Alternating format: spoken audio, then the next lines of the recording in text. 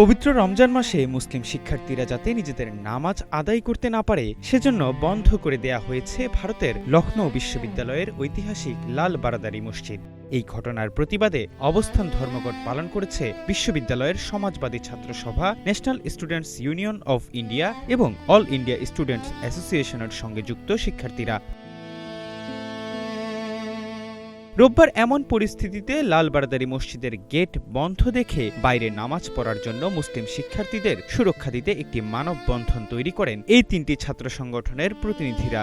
এরই মধ্যে মুসলিম শিক্ষার্থীদের নামাজ পড়া এবং ভিন্নধর্মী ছাত্র নেতাদের মানববন্ধনের ভিডিওটি ভাইরাল হয়েছে।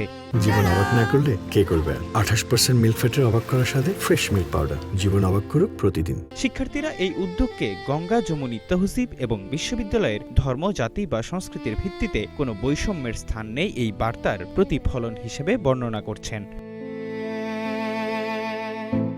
জানা যায়, গত রোববার লখনৌ বিশ্ববিদ্যালয় কর্তৃপক্ষ ঐতিহাসিক লাল বারাদারি মসজিদের গেট বন্ধ করে দেয় যাতে শিক্ষার্থীরা নামাজ পড়তে না পারে। ফলে মুসলিম শিক্ষার্থীরা মসজিদের বাইরে খোলা স্থানে নামাজ পড়ার সিদ্ধান্ত নেয়। বিশ্ববিদ্যালয়ের মুখপাত্র অধ্যাপক মুকুল শ্রীবাস্তব জানান, ঐতিহাসিক ভবনটি অত্যন্ত জরাজীর্ণ অবস্থায় রয়েছে এবং যে কোনো সময় বড় দুর্ঘটনা ঘটতে পারে। সম্প্রতি একটি দেয়াল ভেঙে পড়ার পর প্রশাসন সেখানে চলাচলে নিষেধাজ্ঞা জারি করে নোটিশ দিয়েছিল, কিন্তু শিক্ষার্থীরা তা অমান্য করে ভেতরে প্রবেশ করায় নিরাপত্তার খাতিরেই এটি করা হয়েছে।